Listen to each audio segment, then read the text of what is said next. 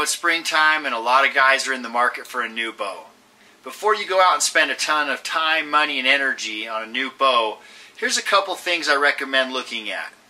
You gotta learn to get the poundage and speed out of your mind. Give bows some credit.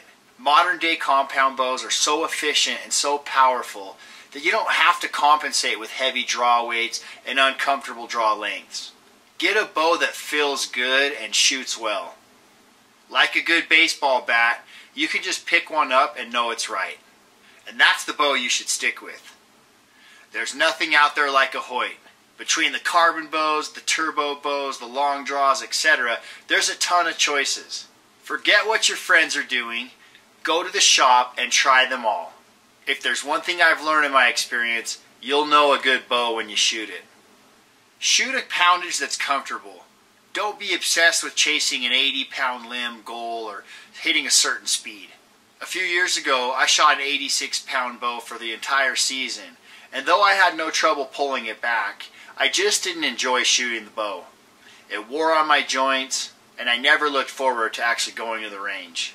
Of course you want to get as much energy as possible out of your bow and perform as well as you can, but start with where you're comfortable. You're far better off drawing 60 or 65 pounds and being confident and efficient than yanking back 70 or 75 and hardly hitting paper. My first compound bow was only 60 pounds and I killed elk, mule deer, and antelope with it. It was easy to draw, easy to hold, and I loved to shoot it. My confidence was sky high and my arrows always seemed to connect. My recommendation for speed and arrow weight is simple. Shoot the heaviest, stiffest arrow you can that'll deliver 280 to 300 feet per second. If you're drawing 26 inches and pulling 60 pounds, that may only be a 375 grain arrow. If you're cranking over 30 inches and pulling 70 plus, you might be able to get away with a 500 grain arrow.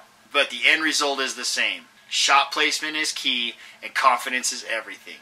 So when looking with all your Hoyt options this year, go with the bow that feels best, that you like the most. There's one thing I do know. If you enjoy shooting your bow, you will shoot it more. And you'll have a better fall because of it. Yes, sir. Dad and Meth in the building. Yeah.